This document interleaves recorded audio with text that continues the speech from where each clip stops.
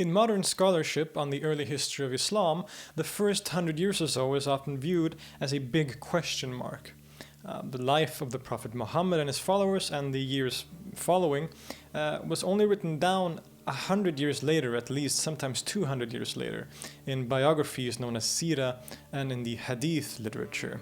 And this literature was also written by Muslims themselves, making them subject to bias and such things. Because of this, much of the Hadith and the biography literature is viewed in a skeptical light by scholars. But the jury is still out on this, and there's a whole spectrum of people, some who are completely critical of all Hadith, others who accept it as complete truth, and then a various number of people in between those extremes. But if we accept the notion that the Hadith, from a historical critical perspective, are unreliable sources for knowing the early history of Muhammad's movement, then we aren't left with much at all. So is it completely hopeless to try to reimagine what this period might have looked like, what actually happened? Well, maybe, but probably not. There are other sources, primarily two other sources, which are usually considered to be authentic and contemporary to the life of the Prophet Muhammad.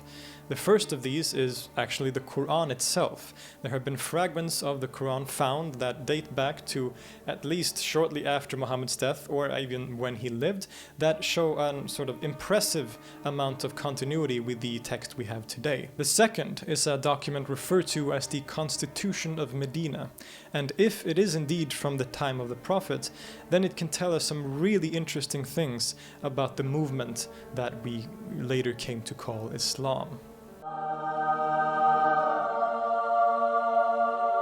The Constitution of Medina is thought to have been authored at the instruction of the Prophet Muhammad himself shortly after his arrival in the city of Medina, then known as Yathrib. Some background context is necessary here.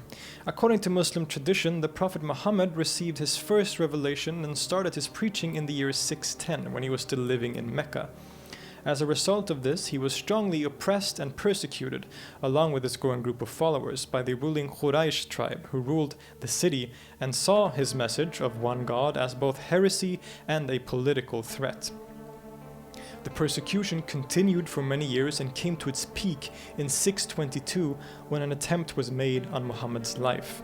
Shortly before this, Muhammad had received a message from the citizens of a nearby city called Yathrib, who promised to give him and his followers shelter if he was to act as a political mediator between the tribes of the city, and these tribes were sort of bitterly fighting with each other. So Muhammad and his followers emigrated to Yathrib in the year 622, which became known as the Hijrah, which means simply the migration, and this is also the start of the Muslim calendar, a sort of year zero. Once he arrived in Medina, he was faced with a situation where he was now the political leader of a number of different tribes, some of which were Jewish tribes and other which follows the old pagan Arabian religion. And some were, of course, his own followers, what we would refer to as Muslims today. So this is the context in which the document was authored, in an attempt to create a kind of, I wouldn't say state, but a political unit, a political order in a city that was sort of ravaged by a conflict between different tribes. The authenticity of this document, as at least partly stemming from this period, is agreed upon by many scholars, both Muslim and non-Muslim. The author Tom Holland, the one who is not Spider-Man, often viewed as part of the very skeptical revisionist school, once stated that the Constitution of Medina is accepted by even the most suspicious of scholars as deriving from the time of Muhammad. And while this is a bit of hyperbole in my opinion, it is true that many scholars do accept it as authentic. Frederick Denny affirms the same point by saying that there is little doubt among scholars that it is authentic, and that it, like the Quran, is intimately connected with Muhammad's thought and activity. Some aspects that speak against its authenticity is that the earliest examples of it are from the biographies of Ibn Ishaq, which was, much like the other hadith and biographies, written down 150 years after the Prophet Muhammad actually died. And so by that logic it should be viewed in the same skeptical light as the other hadith and siras. On the other hand, the content of the document itself sometimes speaks for its authenticity. For example, the very negative way that the Quraysh is portrayed suggests sort of an early origin for it. And in my opinion, the very, you could say, liberal or tolerant attitudes that the document shows towards unbelievers or non-Muslims like Jews and possibly even polytheists would be strange for a later period. It would be weird for someone in 750 in a more sort of developed Islamic civilization or empire to show such leniency towards Jews or unbelievers in general, as this document does. In the book Muhammad at Medina, the scholar W. Montgomery Watt writes that no later falsifier writing under the Umayyads or Abbasids would have included non-Muslims in the Ummah, a point we will get to soon, would have retained the article against the Quraysh, and would have given Muhammad so insignificant a place. Moreover, the style is archaic, and certain points, such as the use of believers instead of Muslims in most articles, belong to the earlier Medinan period. There are four main groups referred to in the document. The first is the Muhijrun or Mu'min, meaning immigrants and believers respectively, and which are both words to describe the followers of Muhammad, most of which came from Mecca in the sort of immigration, the Hijrah.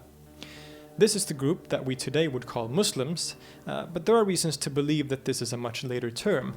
Indeed, the document does use the word Muslim, which creates certain problems with that theory. The second are the various Jewish tribes that lived in the city. And thirdly, there are the non-believers, basically polytheists who lived in the city. And lastly, there are the Quraysh, who are mostly used to mean the Meccans and thereby the enemies of this group. The actual content of the document is an attempt to create a social and political unit or covenant under which the people of the city is to live under. Muhammad and to some degree his followers are to be the rulers of this group, this city, but the document or the covenant includes most people living in Yathrib at the time. So let's dive into the document itself for a bit. The document begins as follows. This is a prescript of Muhammad, the Prophet and Messenger of God, to operate between the faithful and the followers of Islam from among the Quraysh and the people of Medina, and those who may be under them, may join them and take part in wars in their company. Interesting already is the use of the term followers of Islam, as the term Islam as a designation for a religion was, according to many scholars, not in use until much later. This suggests that this section might have been altered later, or that the use of the term has earlier origins than often claimed. It is also quite interesting that the word Medina is used to refer to the city rather than Yathrib, which was the word that was used at the time, and this also suggests that this section or parts of this section may have been edited at a later date. The document then continues to say, "They," meaning the people of this covenant, "shall constitute a separate political unit, Ummah, as distinguished from all the people of the world." Now, this is a significant line. The word Ummah is a very common word in the Muslim world. It is a word that's usually used to refer to the larger, you could say, Muslim community, and thus almost synonymous with Muslims today.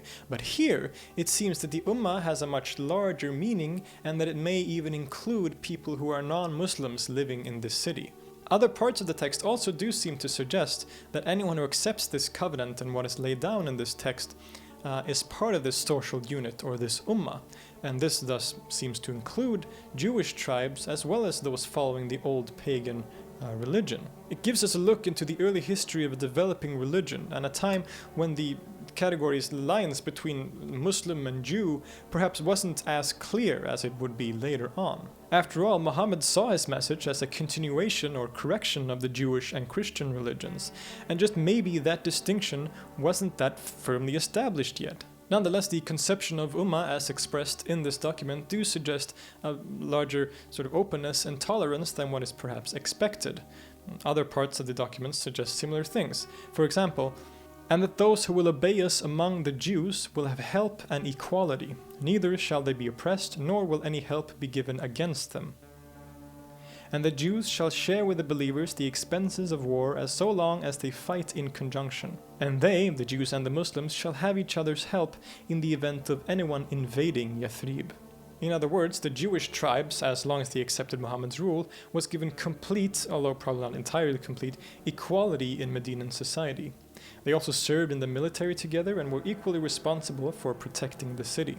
Related to this, the later large conquests of the Middle East and North Africa, often referred to as the Islamic conquests, also gets a bit turned on its head once we realize that it seems that Christians and Jews and maybe even Zoroastrians served in that army.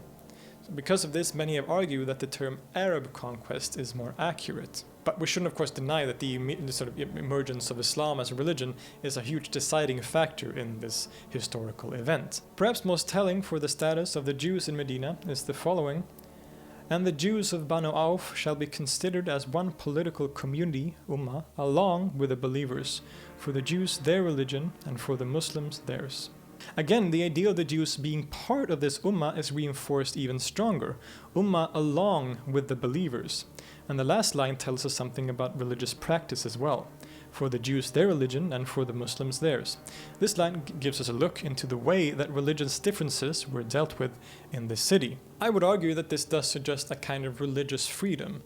The different tribes or different religions were free to practice their religion, again, as long as they accepted Muhammad's authority. One interpretation of this then is that the proto-state that was being run in Medina was one in which various tribes belonged to one political unit, an ummah, as expressed in this document, under which there existed many religious, a plurality of religious traditions, which all had at least relative freedom. Another interpretation of this is that the Jews constituted an ummah of themselves that existed alongside the Muslims, as the quote seems to suggest as well, but not as part of the same unit per se. It's difficult to know for sure exactly how this was enforced at the time or how it should be interpreted, and thus there are many views of it, and it has been debated for many decades by now. The text never specifically mentions the Arabs living in the city who followed the old pagan tradition, but certain lines seem to suggest that at the very least they lived in the city. And undoubtedly pious believers are the best and in the rightest course, and that no associator, non-Muslim subject, shall give any protection to the life and property of a Qurayshite, nor shall they come in the way of any believer in this matter. The word associator clearly refers to polytheists. It's a common term used in Islam. The cardinal sin of Islam is shirk, which the word itself means association. It's associating God with some other god, basically sort of synonymous with polytheism. I would suggest that these people were also, if they choose to be so, part of this covenant in this text. And the valley of Yathrib, Medina, shall be a haram, a sacred place for the people of this code. Thus, based on this, it seems that even the polytheists, or some of them, were protected. Whether or not they were allowed the same religious freedoms as the Jews or other monotheists is, of course, a very difficult question to answer. All of this points to a situation that may appear surprising to many people, at least in the West. It is undeniable that this covenant or code, especially by the standards of that time, appears to be rather liberal or tolerant. Of course, we should be careful to use such modern terms to describe the past in an anachronistic way, but if interpreted in the way that I and some others have, it presents a picture of Islam, or what became Islam, that challenges many preconceived notions that people have of it. In the Ummah in the Constitution of Medina, Frederick M. Denny says that the Ummah of the Constitution is made up of believers and Muslims, and quite possibly Jews as well, although they may constitute a separate Ummah alongside. The Constitution was very much a political military document of agreement designed to make Yathrib and the peoples connected with it safe, and that kinship was not the main binding tie of the Ummah, and that religion was of greater importance. Indeed, many of those who like to criticize Islam often point to its violent early history or certain Quranic verses to sort of justify this position. Certain Quranic verses, like those in Surah 9, often referred to as the sword verses, and in which the readers are encouraged to kill the unbelievers wherever one sees them. By most Muslims, these verses are understood to be in the context of a battle, and thus only applicable in self-defense. If anything, this document, by the very fact that Jews and other non-Muslims had certain rights and freedom of religion, and that pagans or polytheists lived in the city, shows that any reading of those Quranic verses that is not bound by a specific historical context appear to be very historically inaccurate. It must be remembered that this is just one reading or interpretation of this document. Some have argued, for example, as I mentioned, that the Jews are not part of the same Ummah as the Muslims, but a separate Ummah. And there's another question regarding why some of the major Jewish tribes that lived in the city at the time isn't even mentioned in the document. So what is the nature of their relationship to Muhammad? Are they even part of this document? Do they have the same rights? It's impossible to know. Furthermore, this of course isn't some hippie peace document either. It constantly reaffirms the superiority of the believers, the Muslims, and sometimes it has certain very harsh things to say about the Quraysh tribe in Mecca, who were at war with Muhammad and his followers. The Quraysh should be given no protection, nor shall they who help them. It also lays down certain laws based on Arabian customs and how punishments for murder should be carried out, including payment of blood money and tribe relations, all of which is in accord with the time and place in which it was written. It makes complete sense, and it's a fascinating look into 7th century Arab culture in itself, aside from the fact that it's also a very interesting look into the early Muslim movement. So what is so special about this document? Well, assuming that at least parts of it are authentic, it gives us a fascinating look into an incredibly interesting and significant historical period and historical event, and into the movement that would develop into what we call Islam. It shows how the mission and social message of Muhammad was one in which the old social order, primarily based on different tribes and tribal solidarity, was to give way, or at least take a back seat, to a more unified social order. One in which all was under the rule of God and his messenger and parts of a unified ummah.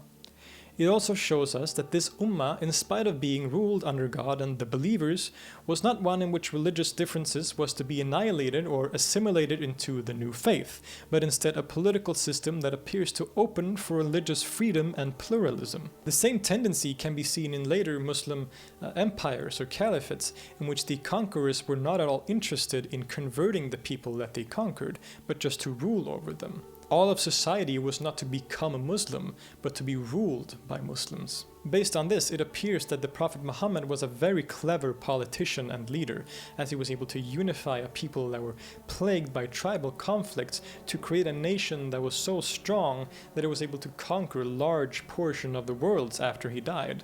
The so-called Constitution of Medina is a significant document today. Many so-called liberal or progressive Muslims and Muslim reformers generally tend to use it as a justification for arguing that early Islam was open and tolerant. This is all interpretation, of course, as is most that I have said in this video, but in spite of this, it remains an incredibly interesting document that deserves to be read by anyone who is interested in the subject. Have any of you read this text? And if so, what is your interpretation of it? Do you agree with me and other scholars, or do you have a completely different interpretation of what it means? And do you think that it even is from the time of Muhammad or a later fabrication, for example? I would love to hear your opinions, so please leave a comment and we can continue this discussion. I'll see you next time.